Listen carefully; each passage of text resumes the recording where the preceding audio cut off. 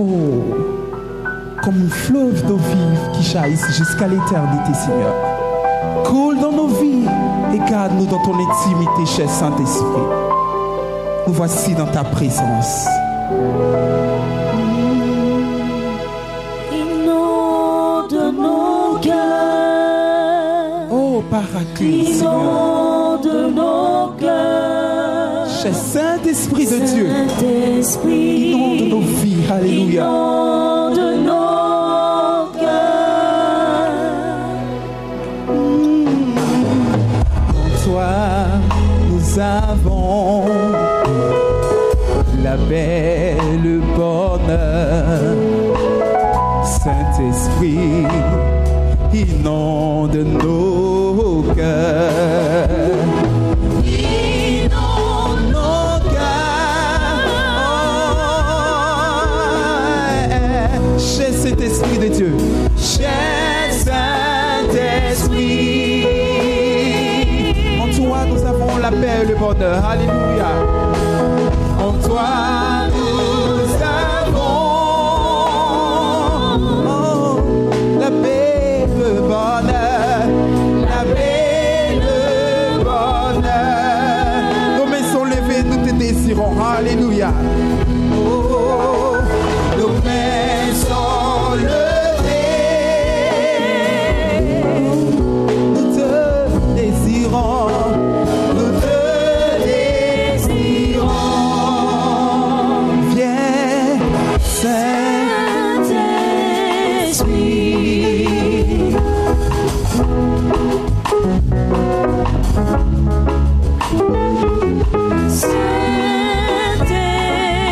Saint-Esprit.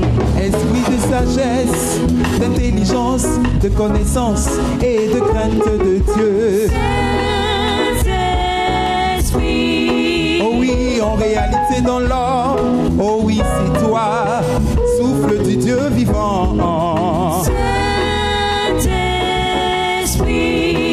Oh oui, soleil levant, inaugure un nouveau jour dans ma vie. Saint-Esprit. Oh oui, emmène-moi dans la profondeur et remplis-moi de ton onction. Oh oui, c'est Saint-Esprit. Je voudrais devenir un torrent. oh oui, un torrent dont les eaux couleront à jamais. Saint-Esprit, inonde mon cœur, fais de mon être ta demeure. Oh oui, Saint-Esprit, Saint-Esprit. Inonde mon cœur. inonde mon cœur. Fais de mon être ta demeure. Oui, moi je voudrais devenir un torrent. oh oui, un torrent Dont les eaux couleront à jamais. Saint-Esprit, Saint-Esprit. Inonde mon cœur. Fais de mon être ta demeure. oh oui, Saint-Esprit, Saint-Esprit. Inonde mon cœur. Fais de mon être ta demeure.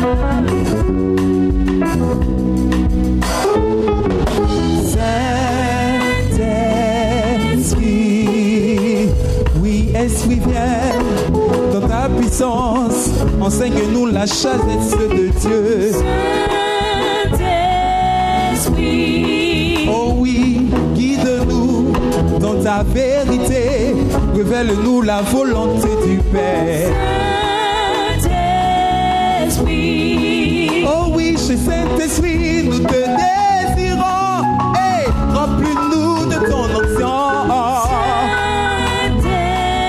Saint-Esprit. Oh oui, nous voulons vivre la Pentecôte dès aujourd'hui jusqu'à jamais. Oh, cher Saint-Esprit de Dieu, Je voudrais devenir un alléluia. torrent. Oh oui, un torrent Dont les eaux couleront à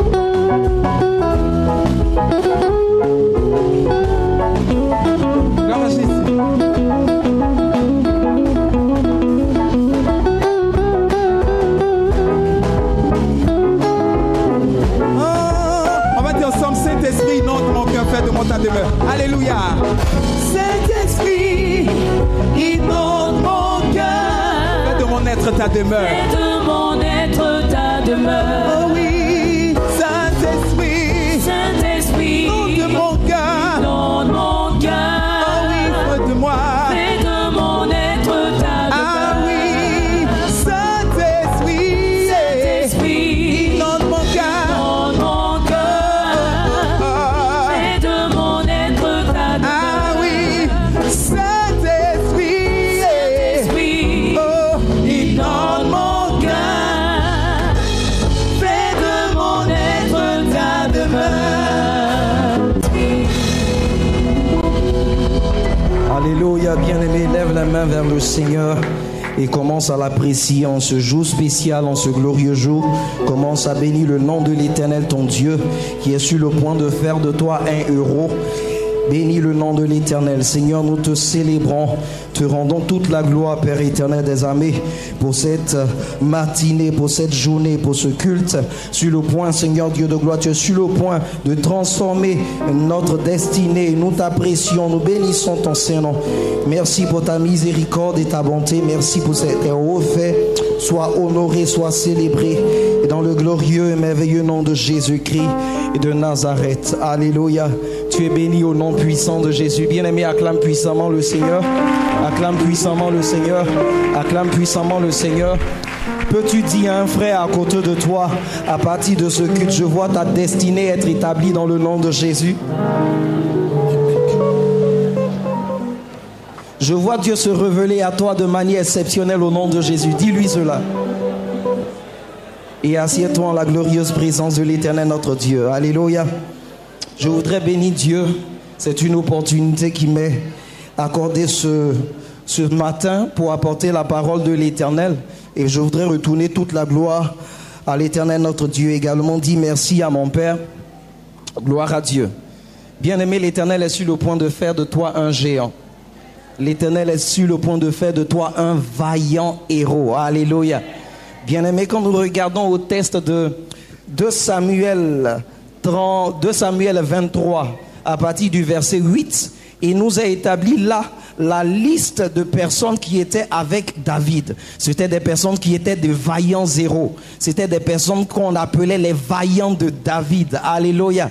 Et bien aimé, quand tu poursuis et que tu regardes au verset 13, tu vois qu'ils étaient au nombre de 30. Il y avait 30 vaillants. Gloire à Dieu. Ce que je voudrais te dire, parce que je suis en train de dire ce matin, c'est que le Seigneur fera de toi un vaillant pour notre Père, le pasteur Patrick Yoro, dans le nom puissant de Jésus-Christ. Gloire à Dieu. Voici des personnes qui étaient là au milieu du peuple, dont la destinée n'avait pas encore été manifestée. Mais quand ils ont été connectés à un plus grand, à quelqu'un qui est un héros, cette personne a vu en eux qu'ils étaient également des héros. Et cette personne a commencé à les booster, à les encourager. Et bien aimé, si vous regardez leur histoire, ils ont fait des prouesses. Il est dit par exemple qu'un seul a pris son épée et il a brandi cela et il l'a décapité devant lui en guerre. 800 personnes. À lui seul, il a affronté 800 personnes et il les a tous tués. Pourquoi? Parce que il s'est connecté à un héros et son héroïsme aussi a été manifesté. Bien aimé, je peux t'assurer qu'avec la connexion que tu as avec ton Père, je te vois devenir un héros pour ta génération dans le nom de Jésus. Je te vois devenir un héros pour le monde au nom puissant de Jésus. Bien aimé, tu deviens un héros en te connectant également à un héros. Et parce que mon Père est un héros dans la parole, bien aimé, je vois Dieu se révéler à toi, établir toutes choses au nom puissant de Jésus-Christ de Nazareth. C'est pour ça que je voudrais exprimer toute ma gratitude à mon Père, le privilège que j'ai d'être à ses côtés. Parce que je sais, avec le temps, bien aimé, je serai révélé à mon monde dans le nom puissant de Jésus. Alléluia. Peux-tu acclamer le Seigneur pour notre Père dans la maison? Alléluia. Nous bénissons Dieu pour sa vie. Amen. Nous bénissons Dieu pour le couple pastoral. Tu es béni au nom puissant de Jésus-Christ. Depuis le début de ce mois, nous sommes en train de regarder au thème, alléluia, le réveil des héros. Le réveil des héros. Alléluia. Et ce matin, ce que nous allons voir, c'est la place de la vision pour le réveil des héros. La place de la vision pour le réveil des héros. Alléluia. Pendant que nous fermons nos yeux, je voudrais un instant que nous parlons à Dieu afin qu'il se révèle à nous de manière particulière dans le nom de Jésus-Christ. Seigneur, nous bénissons ton nom. Voici une opportunité pour que tu t'adresses à moi, pour que tu t'adresses à ton peuple. Seigneur, je veux juste être ta marionnette ce matin.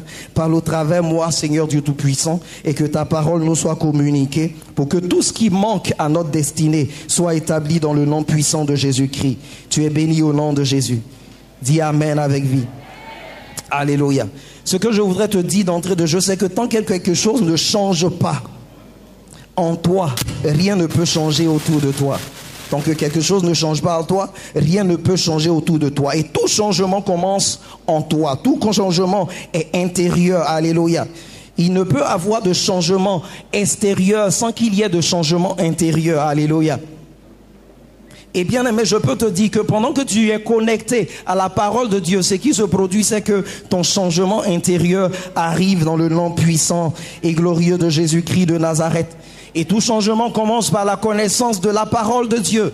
La parole de Dieu établit pour toi le changement. La parole de Dieu travaille en toi, en ton être intérieur. Alléluia. Bien-aimé, quand je parle de l'intérieur, ce que je veux dire, c'est que tout ce qui est emmené à se manifester dans le naturel a besoin d'être établi dans le spirituel. En d'autres mots, tout ce qui parvient à exister dans le naturel doit d'abord exister dans le spirituel. Le spirituel emmène ce qui est naturel à exister. S'il y a une chose qui existe de manière naturelle et qui n'a pas de fondement, le spirituel, ce qui se produit, c'est que c'est une paille, c'est un feu de paille. Elle passe pour un moment, mais elle a peu de durée. Mais ce qui est établi et qui doit être éternel, est établi sur le plan spirituel. Alléluia. Et pendant que ton être spirituel est bâti, pendant que ta vie spirituelle est bâtie, pendant que tu perçois les choses spirituellement, Dieu te les donne naturellement. Il est sur le point de te donner ton héritage au nom de Jésus. Ton héritage est disponible. Mais pendant que tu te connectes à la connaissance de Dieu, il établit toutes choses pour toi dans le nom puissant de Jésus-Christ. La connaissance est importante. Amen.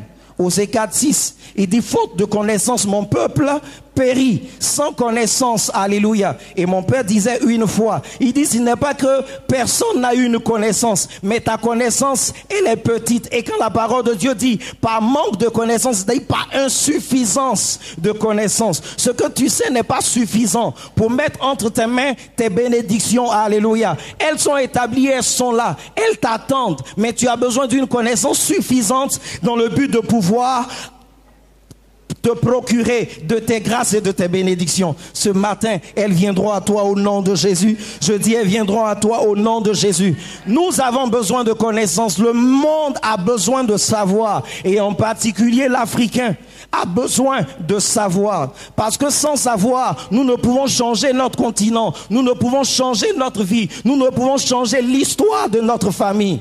Une seule personne qui a la connaissance et qui comprend sa vision, Père, cette seule personne peut changer l'image d'un continent. Dis Amen avec moi.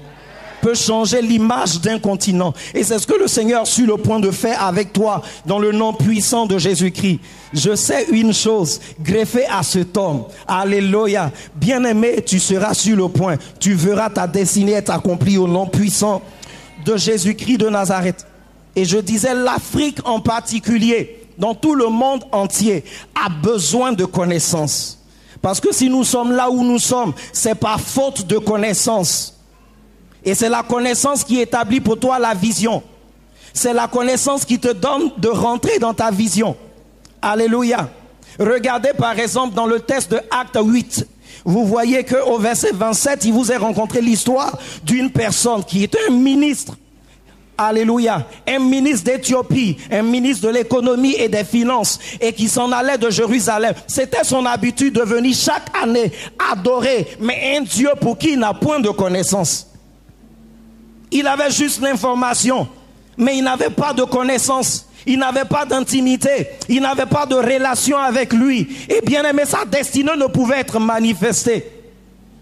Et quand Philippe l'a approché, il dit, est-ce que tu comprends ce que tu lis? Il dit, comment je peux comprendre si on me l'explique? Mais pourtant il le lisait. Il avait l'habitude de lire ses textes.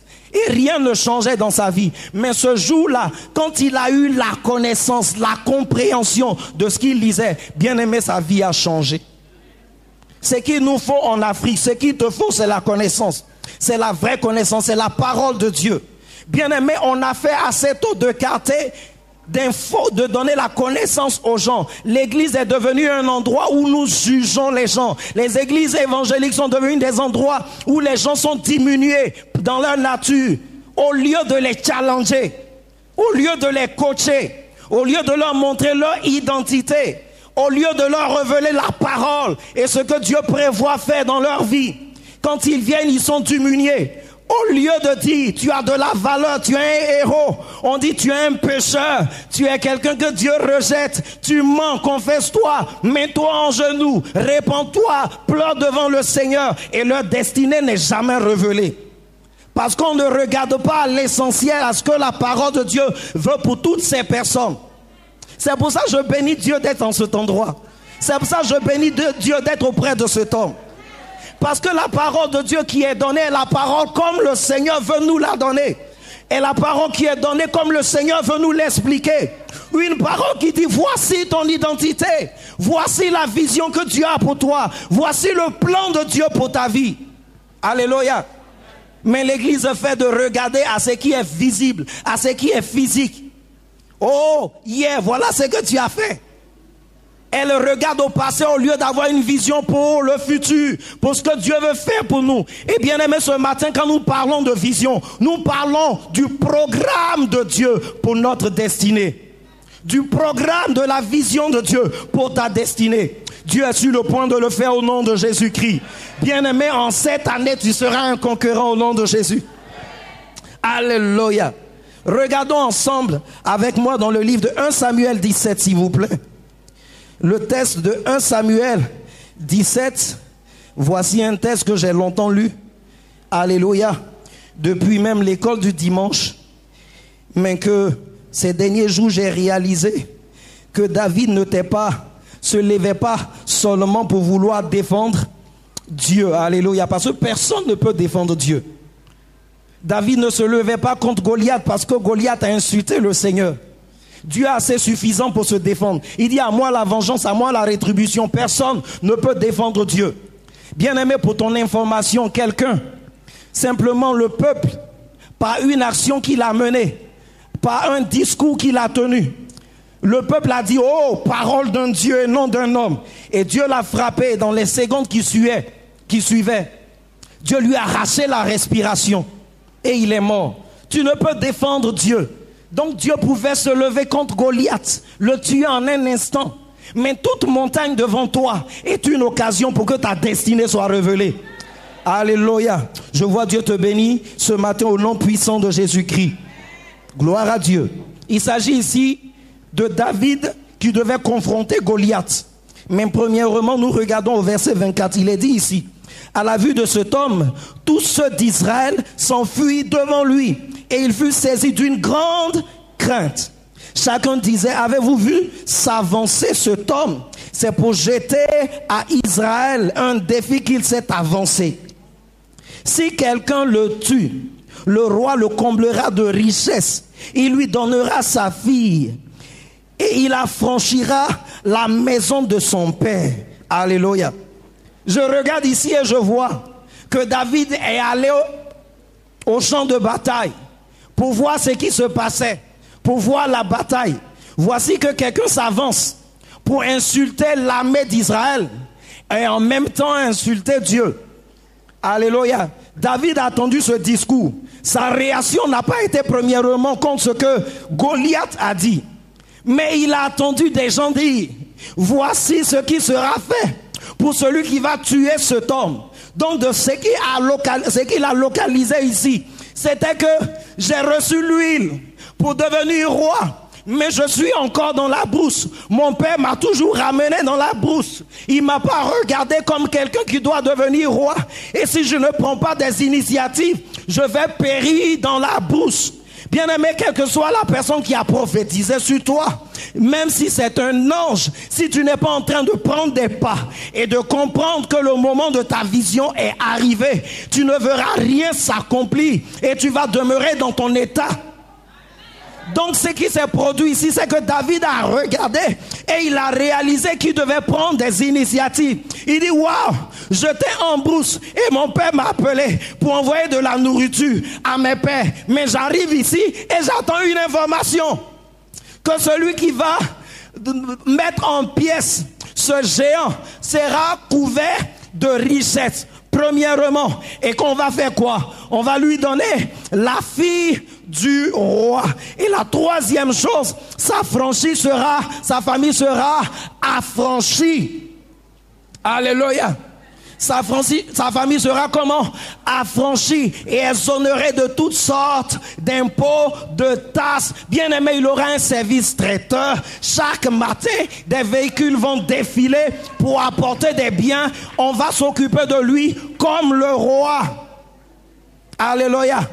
Il voyait là qu'il devait devenir le gendre du roi, devenir riche et sortir de la brousse. Bien aimé, quelle que soit ta force, quelle que soit ta puissance, quel que soit ton impact, si tu es à un endroit où aucun homme ne peut te voir, mais ce sont des animaux qui te voient, bien aimé, je peux t'assurer que ta destinée ne sera jamais manifestée.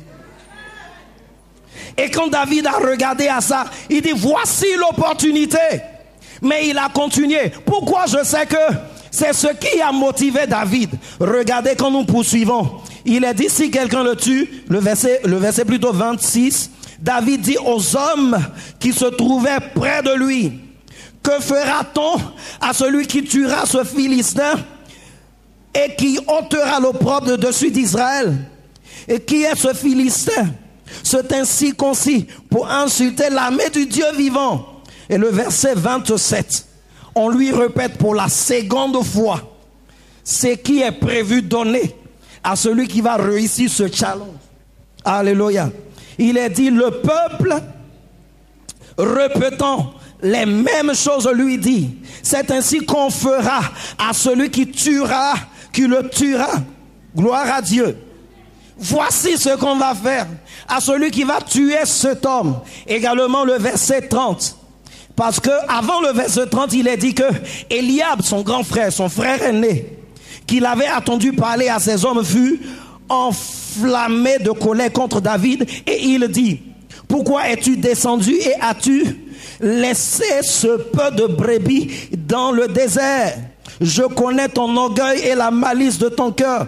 C'est pour voir la bataille que tu es descendu ici. En fait, Eliab était simplement jaloux.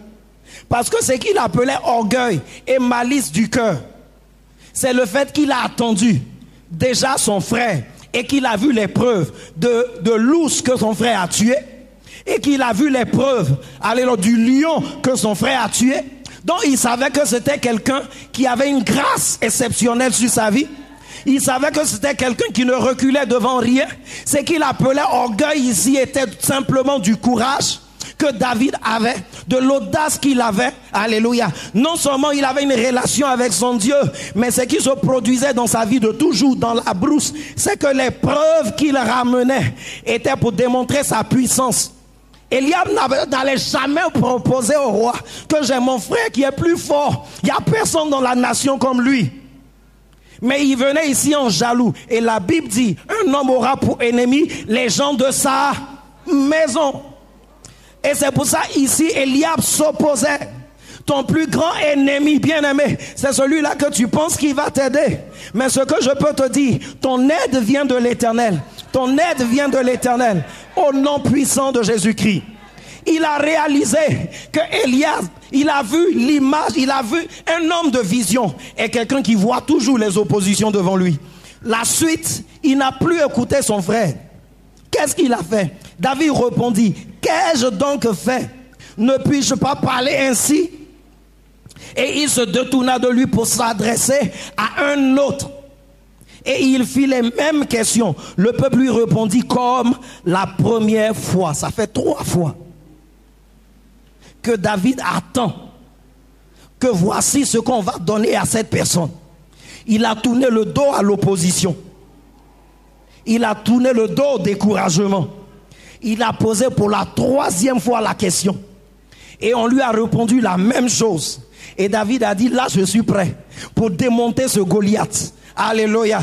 Bien-aimé, toute montagne devant toi, toute personne devant toi, toute situation devant toi, ce que tu dois savoir, c'est qu'en elle, il y a ton héritage, il y a ta richesse, il y a tes bénédictions.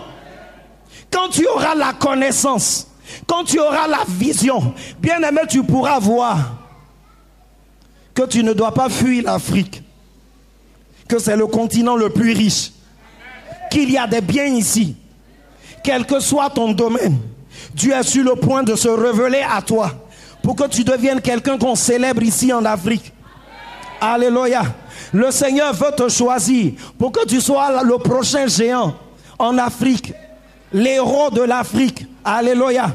David a regardé à la situation et il a confronté cette personne. Gloire à Dieu. Il y a la promesse. Cette promesse de Dieu sur ta vie doit se réaliser par la vision. C'est quoi la vision? Premièrement, tu dois savoir que la vision, c'est voir comme Dieu voit. La vision, c'est comment? Voir comme Dieu voit. Je vais vous donner un texte, mais que nous n'allons pas lire. 2 Corinthiens 4, le verset 18. Alléluia. Qui dit que nous ne regardons pas aux choses visibles, mais nous regardons aux choses invisibles. Un homme de vision n'est pas un homme qui est conduit par sa vue. Il est conduit par sa vision. Il n'est pas conduit par ses 5 sens. Il n'est pas conduit par le naturel. Alléluia. Mais il est conduit plutôt par les 5 sens spirituels. De la même façon qu'il y a 5 sens au niveau physique, naturel. Bien-aimé, tu as 5 sens au niveau spirituel. Tu as lui dans le niveau spirituel pour entendre Dieu. Alléluia. Tu as le nez dans le niveau spirituel pour sentir les choses. Bien-aimé, est-ce que quelqu'un a déjà senti l'odeur des démons? Les démons ont eu une odeur. Le jour où je l'ai senti, c'était terrible, ils sentent. Alléluia. Bien-aimé, le Seigneur te donne un odorat dans le domaine spirituel. Le Seigneur te donne une oreille. Le Seigneur te donne une bouche dans le domaine spirituel. Alléluia. Je vois Dieu se révéler à toi de manière spéciale dans le nom puissant de Jésus-Christ. C'est quoi la vision? Deuxièmement, c'est votre capacité à voir le futur. C'est votre capacité à voir le lendemain avant que cela n'arrive. Dieu vous donne d'être projeté dans le futur. Dieu vous donne de savoir ce qui va se produire dans le futur. Bien-aimé, quand j'étais jeune, je devais avoir 13-14 ans. Quand cette prophétesse est arrivée comme ça à la maison, sortie de nulle part, et il y a un jeune homme ici vers qui le Seigneur m'a envoyé. Je venais de l'école, du coup, la vieille attrape ma tête et elle se met à prophétiser que tu vas servir le Seigneur. Amen.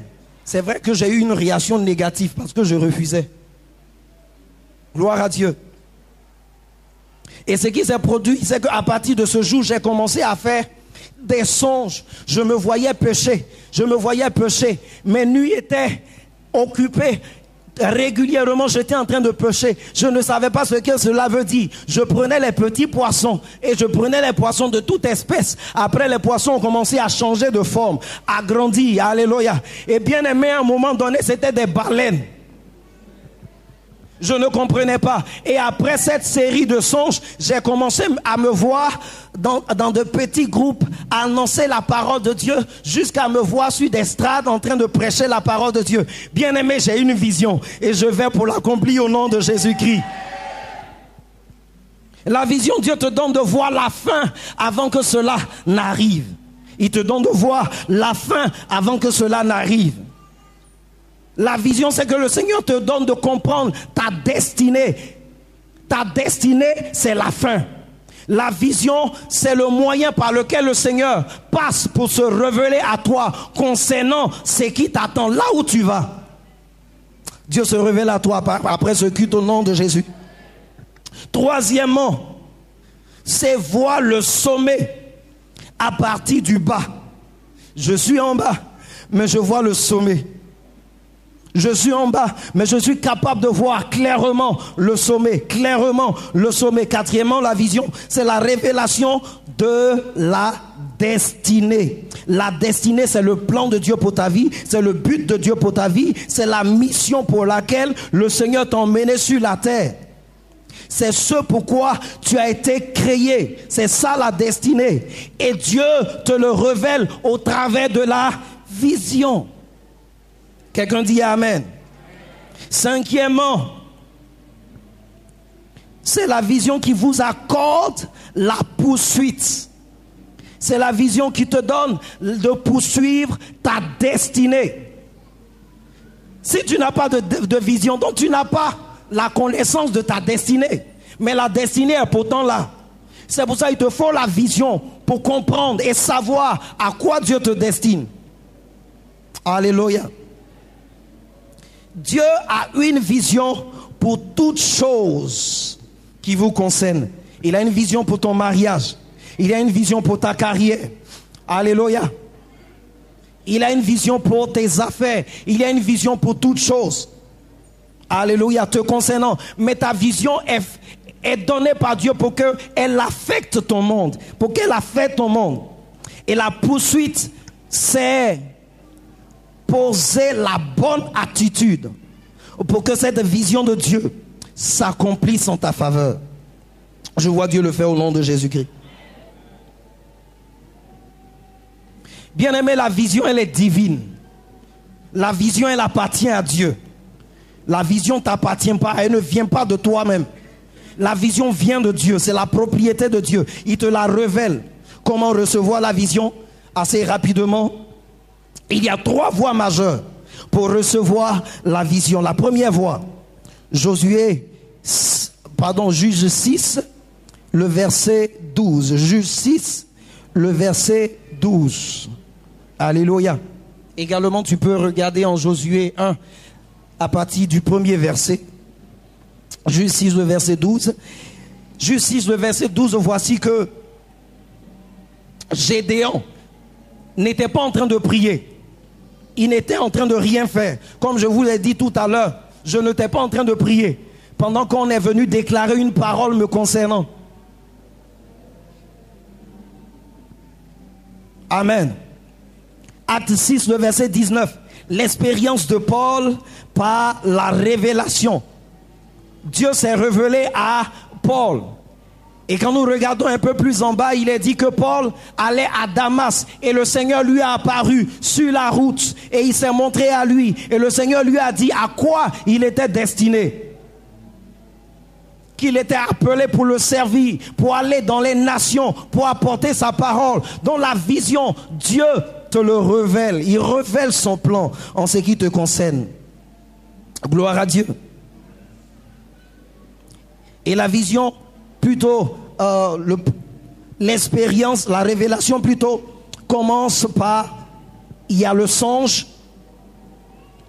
Il y a le songe. Gloire à Dieu. Il y a la voix audible au travers d'une vision ouverte, c'est-à-dire, je vois un film de mes yeux spirituels, comme si je voyais dans le naturel. Le Seigneur me montre clairement, alléluia, ce qu'il attend faire de ma vie. Bien-aimé, il y a des années passées de cela, dirigeant une jeune communauté. Et le samedi, je me suis mis à prier, me préparant pour le culte. Et voici que, pas que j'ai attendu à voix audible, mais la parole de Dieu qui s'est adressée à moi était comme si on m'imprimait cela comme des écritures dans le cœur. Ça m'est arrivé que 2 fois. C'est-à-dire, je recevais la parole, j'attendais cela dans mon cœur. Pas de mes oreilles. J'attendais clairement cela de mon cœur. Comme si on m'écrivait ces paroles dans mon cœur. Et pendant que j'étais là, ce que j'étais en train de recevoir, c'est que je devais bouger de là pour un autre endroit où je serai coaché. Et où ma destinée va se révéler de manière réelle. Et le dimanche, après avoir parlé de la part du Seigneur, j'ai dit, c'est mon dernier culte ici. Le jour où j'ai eu la rencontre avec le prophète de ma vie, je lui ai dit cela. Gloire à Dieu. Et bien aimé, ce qui s'est fait, c'est que le lundi, je suis rentré dans un temps de jeûne et prière parce que je ne savais pas où j'allais. Mais j'avais eu une vision.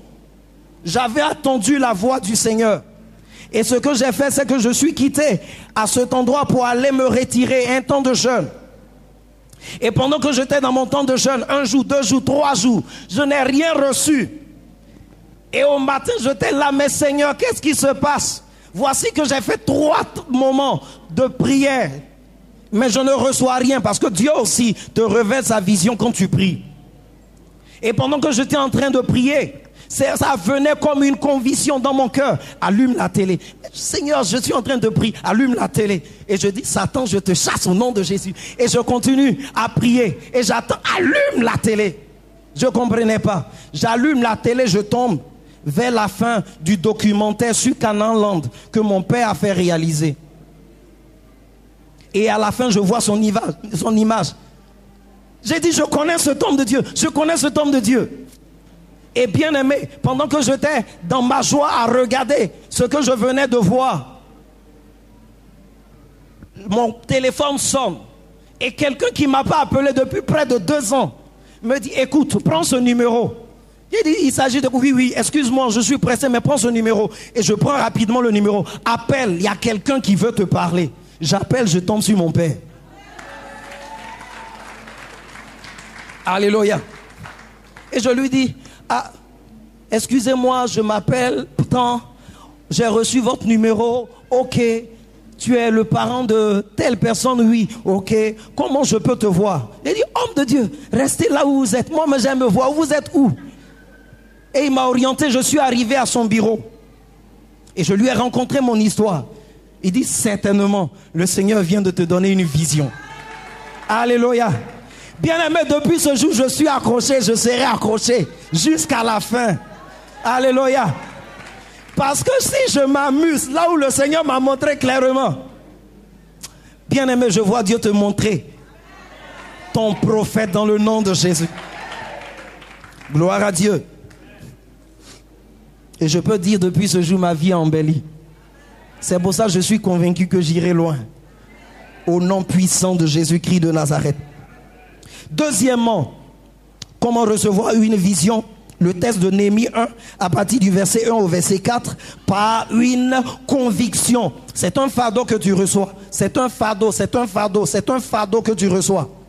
Il est dit par exemple que Mère Teresa avait le fardeau. Elle n'aimait pas la pauvreté. Et elle a dit qu'elle allait combattre la misère sous toutes ses formes. Sa bataille était simplement parce qu'elle n'aimait pas une chose. Elle a reçu un fardeau, un désir de se lever et de combattre cela, et toute sa vie a été dédiée à ça. Elle est devenue une héroïne que le monde a célébrée simplement parce qu'elle avait une passion, un fardeau. Bien-aimé, tu reçois un fardeau. Alléluia. Et troisièmement, le texte de 1 Roi 19, le verset 20 au verset 20, 1 Roi 19, le verset 19 au verset 20. Tu reçois par impactation. Par impactation. Voici que Élie arrive au champ où Élisée était en train de labourer. Il prend son manteau, il jette cela sur lui et il s'en retourne. Il venait de recevoir la quoi? Une impactation. Alléluia. Une impactation, un transfert. Et il a dit, homme de Dieu, s'il te plaît, laisse-moi dire au revoir à ma maison. Il venait de réaliser que ce qui se produit là, c'était sa vision. Il a laissé son ouvrage. Et non seulement tu reçois par impactation, mais tu reçois également par service.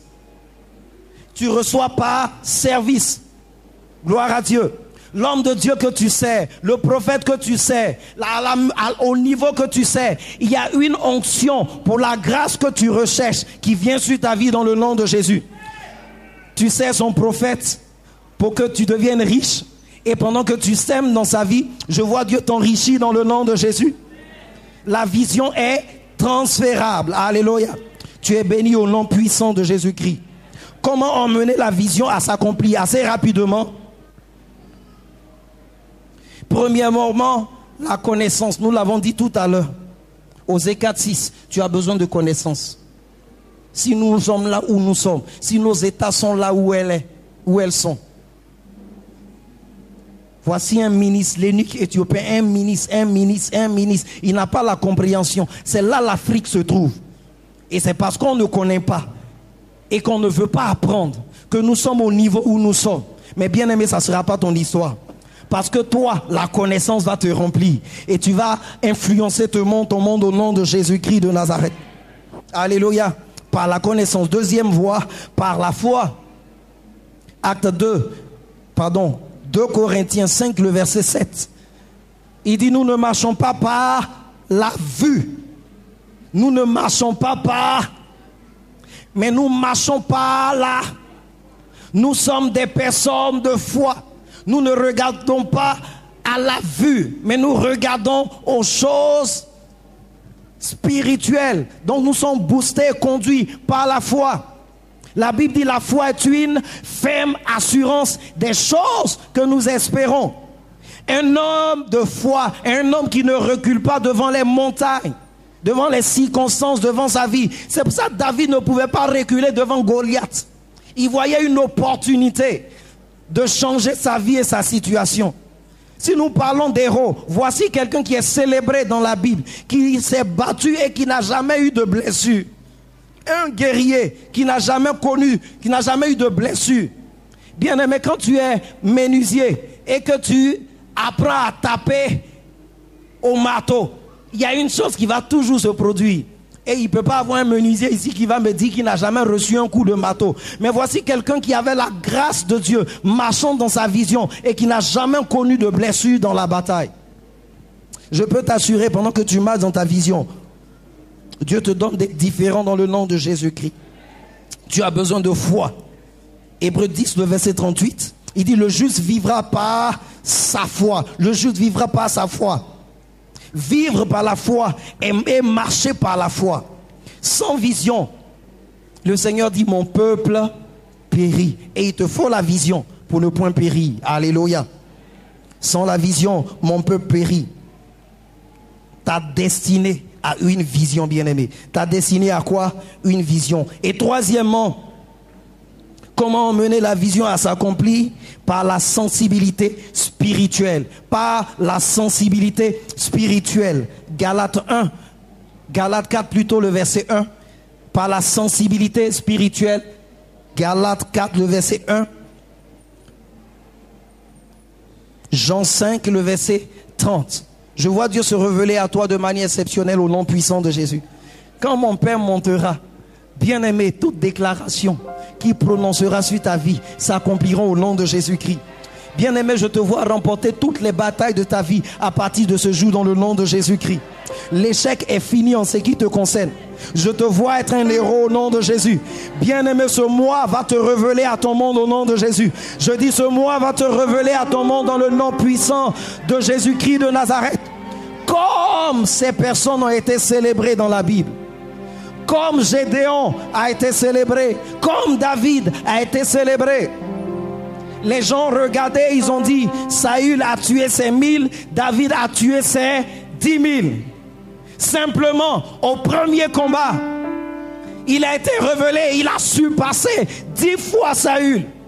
Bien-aimé, c'était établi à ses oreilles. Oh, la royauté m'appartient. C'est fini. J'ai renversé Saül. Parce qu'on dit que j'ai battu ses résultats 10 fois. Alléluia. David est un héros.